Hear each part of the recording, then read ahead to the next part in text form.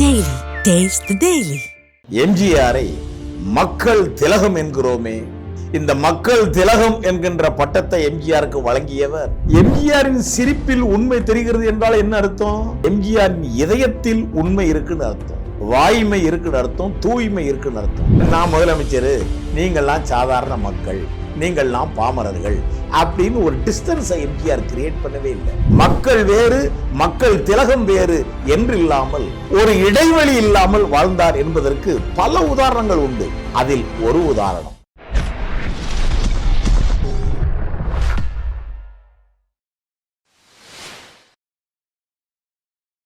திரைமொழி சேனலின் அன்புள்ளம் கொண்ட நேயர்களே, நமது திரைமொழியின் வாயிலாக தொடர்ந்து உங்களை சந்திப்பதில் உங்கள் தோழர் எல்வி ஆதவனாகிய நான் மற்றற்ற மகிழ்ச்சி கொள்கிறேன்.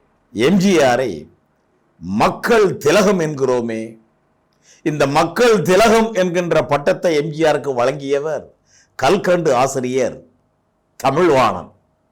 தமிழ்வாணன் ஒரு முறை கூறுகிறார், ஒரு குழந்தைகிட்ட போய் ஒரு 10-15 நடிகர்களுடைய போட்டோவை அப்படி முன்னாடி போட்டு, ஏ பாப்பா, இந்த போட்டோக்கள்ல உனக்கு பிடிச்ச போட்டோ எது அப்படின்னு கேட்டா அது எம்ஜிஆருடைய போட்டோவை தான் முதல்ல எடுக்குமா என்று கல்கண்டு ஆசிரியர் தமிழ்வாணன் கூறினார் ஒரு முறை. அதற்கு அவர் காரணம் சொல்லுகிறார். அந்த போட்டோவில் எம்ஜிஆர் எப்போதும் சிரிச்சமானக்கு தான் இருப்பாரு, எம்ஜிஆரின் சிரிப்பில் ஒரு உண்மை தெரியும் அப்படின்னு சொன்னார். எம்ஜிஆரின் சிரிப்பில் உண்மை தெரிகிறது என்றால் என்ன அர்த்தம்? எம்ஜிஆரின் இதயத்தில் உண்மை இருக்குன்னு அர்த்தம், வாய்மை இருக்குன்னு அர்த்தம், தூய்மை இருக்குன்னு அர்த்தம். இதயம், மனது, மூளை இவற்றில் உண்மை பரவி இருந்தால் தானே நமது முகபாவத்தில் அந்த சிரிப்பில் உண்மை வெளிப்படும். ஆக எப்போதும் உண்மை இதயமாக, யதார்த்தமாக, எப்போதும் இயல்பாக இருக்கக்கூடிய எம்ஜிஆர், அவர் எப்போது போட்டோ எடுத்தாலும் அவருக்கே உரிய ஒருவித புன்னகையில் தான் அந்த போட்டோவுக்கு போஸ் கொடுப்பாரு. அப்படி எம்ஜிஆர் அறியாமல் நாம் போட்டோ எடுத்தா கூட எம்ஜிஆர் அப்படி கையில் ஒரு கர்ச்சீப் போச்சு அப்படி அழகா சிரிச்சுக்கிட்டு இருப்பாரு. எம்ஜிஆரின் சிரிப்பு, சிரித்தாலே முகம் அழகு, அதிலும் எம்ஜிஆர் சிரித்தால் ஏற்கனவே அந்த முகம் அழகு. எம்ஜிஆர் சிரிக்கும் போது அது திருமுகமாகிறது. இப்படிப்பட்ட மக்கள் திலகம் முதலமைச்சராக அவர் கொலுவிட்டிருந்த போது, நான் முதலமைச்சர், நீங்கள்லாம் சாதாரண மக்கள், நீங்கள்லாம் பாமரர்கள் அப்படின்னு ஒரு டிஸ்டன்ஸை எம்ஜிஆர் கிரியேட் பண்ணவே இல்லை. எம்ஜிஆர் எப்போதும் தன்னை மக்களாகவே பார்த்தார். மக்களின் திருமுகத்தில், அவர்களது இதயத்தில் தன்னை பார்த்தார். மக்கள் வேறு, மக்கள் திலகம் வேறு என்று இல்லாமல் ஒரு இடைவெளி இல்லாமல் வாழ்ந்தார் என்பதற்கு பல உதாரணங்கள் உண்டு. அதில் ஒரு உதாரணம், எம்ஜிஆர் முதலமைச்சராக இருக்கும்போது பெருந்தலைவர் காமராஜர் அவருக்கு பிறந்த நாள் வருகிறது. அப்போ முதலமைச்சருங்க முறையில் எம்ஜிஆர் பெருந்தலைவர் காமராஜர் சிலைக்கு மாலை அணிவிக்க தயாராகிறார். ஏற்கனவே எம்ஜிஆருக்கு அண்ணாவை எந்த அளவுக்கு பிடிக்குமோ அந்த அளவுக்கு காமராஜரையும் பிடிக்கும் என்பது அனைவருக்கும் தெரியும். எம்ஜிஆரே பலமுறை சொல்லி இருக்கிறார் இல்லையா? அப்படிப்பட்ட மதிப்பும் மரியாதையும் கொண்ட காமராஜர் சிலைக்கு அவர் பிறந்த நாளின் போது மாலை அணிவிக்க முதலமைச்சர் எம்ஜிஆர் சென்னையில், இப்போ எம்ஜிஆர் நினைவாலயம் இருக்கு இல்லையா, அப்போ அங்கே தான் எம்ஜிஆர் இருந்தார். அங்கே இருந்து முதலமைச்சர் எம்ஜிஆர் காரில் பவனி போறார். சுற்றிலும் எம்ஜிஆருடைய பாதுகாவலர்கள், இன்னும் சில பல கார்கள் போகும். அப்படி அணிவகுத்து போய்கொண்டிருக்கிறது. சென்னை அண்ணா சாலையில் அந்த மேம்பாலத்தில் அப்படி எம்ஜிஆர் போய்கிட்டு இருக்கும்போது, எம்ஜிஆர் எப்பவுமே காரில் போய்கிட்டு இருக்காருன்னா அப்படி கண்ணை மூடிக்கிட்டு தூங்கிக்கிட்டெல்லாம் இருக்க மாட்டார்.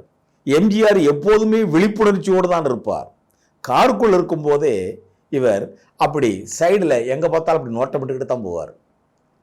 இப்படி எம்ஜிஆர் அண்ணா மேம்பாலத்தில் போய் கொண்டிருக்கும் போது எம்ஜிஆர் டிரைவர் பேரு கதிரேசன். கதிரேசன் வண்டி ஒரு ஓரமோட நிப்பாட்டு, சீக்கிரம் சீக்கிரம் சொல்லி அவசரப்படுத்தி இருக்கார். கதிரேசன் ஒரு ஓரமா வண்டி அணைச்சிருப்பட்டிருக்காரு. என்ன முதலமைச்சர் காரு ஒரு ஓரமா நிக்குதுன்னு பார்த்து முன்னுக்கு பின்னுக்கு போன அத்தனை காரும் எம்ஜிஆருடைய பாதுகாவலர்களும் எம்ஜிஆரோடு சென்ற சகாக்கள் அனைவரும் வண்டியை ஓரம் கட்டுகிறார்கள். நிறுத்தப்பட்ட காரிலிருந்து முதலமைச்சர் எம்ஜிஆர் கார் கதவை வேகமாக திறந்து கொண்டு, எம்ஜிஆர் சும்மாவே வேகமாக தான் நடப்பாரு, ஆனா ஏதோ ஒன்றை பார்த்துட்டாரு, அதனால இன்னும் வேகமா போறாரு. ஓட்டமும் நடைமாக எம்ஜிஆர் போகிறாரே என்று அனைவரும் எங்கே செல்கிறார் என்று பார்க்கிறார்கள். முதலமைச்சர் எம்ஜிஆர் அண்ணா சாலையில் இப்படி பரபரப்பான சந்தடி சூழலில் எம்ஜிஆர் இறங்கி நடந்து போகிறார் என்றால், சுற்றி சென்றவர்கள், நடந்து சென்றவர்கள், பிளாட்ஃபார்ம்ல போனவங்க, வேற கார்ல போனவங்க எல்லாம் எல்லாம் அங்கங்க அப்படி அப்படி நிக்குது. எல்லாரும் எம்ஜிஆர் எங்க போறாரு எங்க போறாரு எங்க போறாருன்னு பாக்குறாங்க. கொஞ்ச நேரத்தில் விடை தெரிந்தது. எம்ஜிஆர் எங்க போறாரு? இவர் கார்ல போய்கிட்டு இருக்கும் போதே இவர் ஏதோ ஒன்று பார்த்துட்டு தானே இறங்கினாரு. அந்த ஏதோ ஒன்று என்ன தெரியுமா? அந்த பிளாட்ஃபார்முக்கு அந்த பக்கம் யாரோ ஒருவர் காக்காய் வலிப்பு நோயால் அப்படி உடம்பு இழுத்துக்கிட்டு அவதிப்பட்டு வாயில நுர தள்ளி ஒருத்தர் அங்க அவதிப்பட்டுக்கிட்டு இருக்காரு. இதை எம்ஜிஆர் பார்த்துட்டாரு. அதனால இறங்கி ஓடி போய் அவரை தன் மடியில் கிடத்தி அவரை ஆசுவாசப்படுத்தி, அவர் கை கால்கள் மார்பெல்லாம் நீவி விட்டு ஆசுவாசப்படுத்தி, சற்று அந்த காக்காய் வலிப்பினுடைய அந்த இழுப்பு குறைய வைத்து முதலுதவி செய்து தன்னோடு வந்தவர்களை இவரை உடனடியாக ராயப்பேட்டை மருத்துவமனைக்கு அழைத்து செல்லுங்கள் என்று சொல்ல, அங்கு போய் தீவிர சிகிச்சையை அவர் கவனிக்க சொல்லுங்க என்று சொல்லி அனைவரும் ராயப்பேட்டை மருத்துவமனைக்கு அவரை கொண்டு செல்கிறார்கள். அவரை எங்க குணப்படுத்துகிறார்கள். அவர் குணமடைகிறார். இப்போ முதலமைச்சர் எம்ஜிஆருக்கு இது தேவையா? அவர் நினைச்சிருந்தா கண்டுக்காம போயிருக்கலாம். இல்ல யாரோ ஒருத்தரை சொல்லி, அது என்னன்னு பாரியா, யாரோ ஒருத்தர் காக்கா வலிப்புல எழுபட்டுக்கிட்டு இருக்காப்ல, என்னன்னு வைப்பாரு என்று சொல்லி இருக்கலாம். இல்லை சொல்லாமல் கூட சென்று இருக்கலாம். அங்க ஆயிரக்கணக்கான பேர் போய்கிட்டு வந்துகிட்டு இருக்காங்க. அப்படிப்பட்ட ஒரு மனிதன் காக்காய் வலிப்பில் அவர் அவதிப்படுவது யார் கண்ணிலும் படவில்லையா? இங்க மெட்ராஸ்ல அவங்க போய்கிட்டு இருக்க சூழ்நிலையில அவங்க எதை நினைச்சுக்கிட்டு தான் வண்டியில போவாங்களோ நடந்து போவாங்களோ. பல பேர் கண்ணில் இது படாமல் இருந்திருக்கலாம். பல பேர் கண்ணில் பட்டிருக்கும் அல்லவா? பட்டவர்களால் என்ன செய்து விட்டார்கள்? இங்க எல்லாம் அதை தாண்டி போய்கிட்டு இருப்பாங்க. ஆனால் ஒரு முதலமைச்சர் எம்ஜிஆர் தன்னை முதலமைச்சர் என்று நினைக்காமல், தன்னை ஒரு மனிதன் என்று நினைத்துக் கொண்டு, காக்காய் வலிப்பில் அவதிப்பட்டுக் கொண்டிருப்பவர் சக மனிதன் என்று நினைத்துக் கொண்டு, ஒரு உயிருக்காக இறக்கப்பட்டு ஓடி சென்று உதவி செய்திருக்கிறது. எம்ஜிஆர் இயற்கையிலேயே இறக்க உடம் படைத்தவர். இது மாதிரி நிறைய சம்பவங்கள்.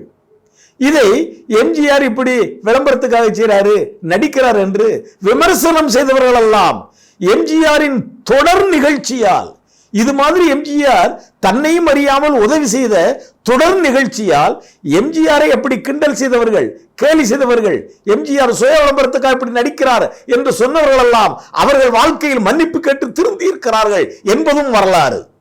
பொதுவாக எம்ஜிஆர் சொல்வார் இல்லையா, 3 எழுத்தில் என் மூச்சு இருக்கும் அந்த பாட்டுல, தெய்வத்தாய் படத்துல, பதவி வரும்போது பணிவும் வர வேண்டும், துணிவும் வர வேண்டும், பாதை மாறாமல் பண்பும் குறையாமல் பழகி வர வேண்டும். எம்ஜிஆர் முதலமைச்சர் என்று தன்னை எப்போதுமே கித்தாப்ப நினைச்சுக்கிட்டதே இல்லை. தான் முதலமைச்சரா வந்ததே, முதலமைச்சரா வராம இருந்தா கூட எம்ஜிஆர் என்ன செய்யணுமோ மானுட இடத்திற்கு அந்த உதவியை செய்து கொண்டிருப்பார். முதலமைச்சராக வந்தது, மேலும் உதவி செய்வதற்கு அந்த அதிகாரம் பயன்பட்டது. அந்த அதிகாரத்தை அப்படித்தான் பயன்படுத்திக் கொண்டாரே ஒழிய அந்த அதிகாரத்தை எம்ஜிஆர் ஒருபோதும் துஷ்பிரயோகம் செய்ததே இல்லை.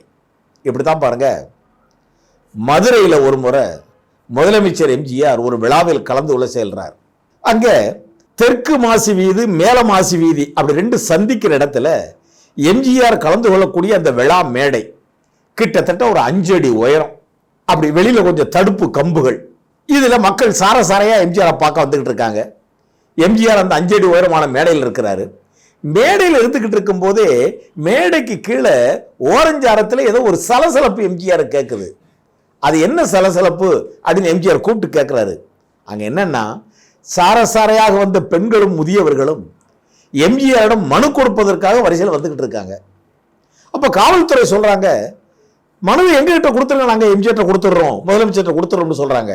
ஆனா பெண்கள் முதியவர்கள் எல்லாம் அதெல்லாம் முடியாது, முதலமைச்சர் எம்ஜிஆரை சந்தித்து நாங்களே நேரில் தர வேண்டும், உங்களிடம் தரமாட்டோம் என்று சொல்ல அங்கே சற்று வாக்குவாதம் முற்ற இந்த வாக்குவாதம், இந்த சலசலப்பை மேடையிலிருந்து கவனித்த எம்ஜிஆர் அது என்னவென்று 5 அடி உயரமா அந்த மேடையிலிருந்து கீழே கவனிக்க இவர்கள் விவரத்தை சொல்ல, அதனால என்ன, அவங்கள நிக்க சொல்லுங்க, நானே நேரில் மனு வாங்கிக்கிறேன்னு சொல்லி யாரும் எதிர்பார்க்கல. டக்குனு அப்படி வேட்டி அப்படி எடுத்து மடிச்சு கட்டுறாரு. 5 அடி உயரம் உள்ள அந்த மேடையில அந்த தடுப்பு கம்பை அப்படி தாண்டி, அந்த மேடையிலிருந்து தடுப்பு கம்பை காண்டி அப்படி ஜம்ப் பண்ணி குதிச்ச உடனே மேடை கொஞ்சம் தான் இவ்வளவு நேரம் இருக்கும்.